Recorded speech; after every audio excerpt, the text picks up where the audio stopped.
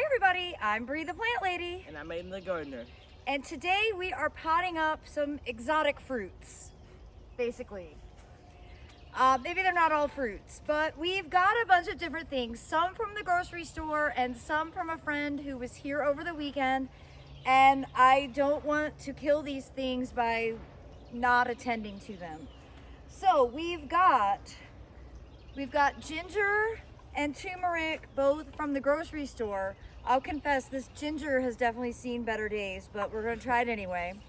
We've also got turmeric from my friend Dewey, who grows a lot of exotic fruits and vegetables. He's originally from Laos, and well, he's actually the one that introduced me to growing rice.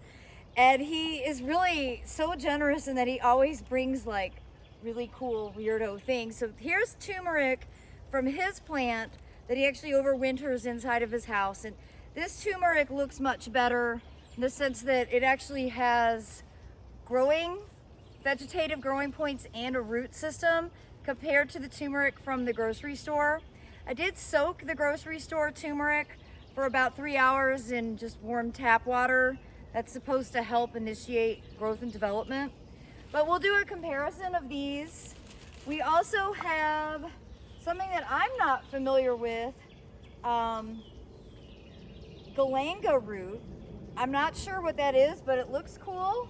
It looks like it's similar to turmeric, probably in the same family, the same ginger family.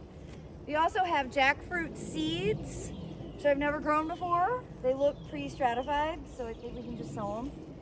And then we have a bunch of sweet potatoes from last year that have been growing inside my house. And we're just gonna pot these up so that I could stash them. They'll be easily watered for the next few weeks while I'm traveling again. And then ultimately they'll get planted in the ground. These are from the Treasure Island sweet potato series, my favorite sweet potatoes. So the process is gonna be really simple. We've got a wheelbarrow of soil here. I've actually mixed soil cube with my propagation soil, only because I am running low on soil cube. My big bag is coming on Friday, but I'm leaving town tomorrow. So I wanted to maximize the amount of soil we had without using all of the small bags. So I just mixed it. It's like basically half soil cube and then half ground aged pine bark sold as soil conditioner mixed in with some perlite. Again, this isn't normally what I do. I usually use straight soil cube. I'm just trying to maximize what I have in the meantime before I get my delivery. And we're just gonna pot these into different random containers and stash them in the greenhouse where it's easy to keep them watered. And we'll see what happens.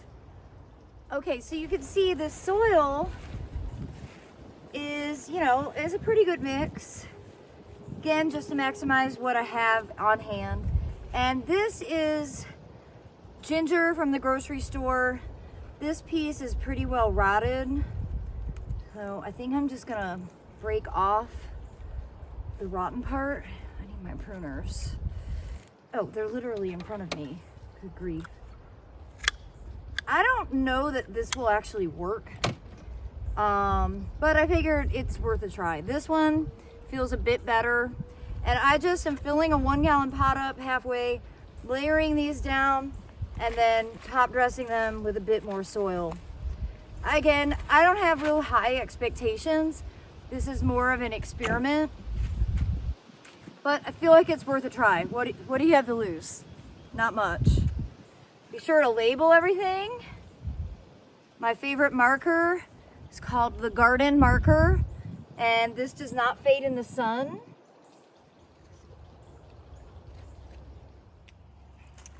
And you can see we've just set them here under the bench in my greenhouse. Easy to access with water. They're not in full sun. And we'll just see. Time will tell what grows, and it'll be a really fun summer experiment. Next to them here are a bunch of Prunus mume seedlings that I dug up yesterday and potted up. And again, these are kind of just getting established in these pots, having them in this area where they get more shady conditions, but it's easy and convenient to water on a regular basis is the critical component.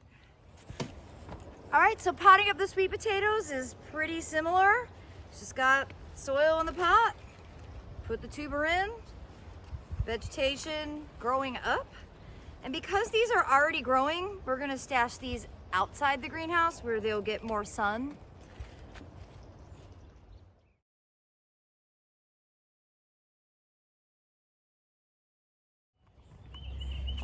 Well, as you can see here, the sweet potatoes are stashed along with lots of other pots in an easy to water area in full sun. And I think that they will really start to take off and grow really quickly. I look forward to sharing updates about this very random tropical fruit and vegetable experiment that we are conducting this year. Be sure to subscribe and tune into my weekly garden tours, which I post every Monday, to be able to see the progress on all of these plants. And I hope you found this video to be helpful. Be sure to give me a like, write in the comments, and share it with your friends. And thanks so much for watching, everybody.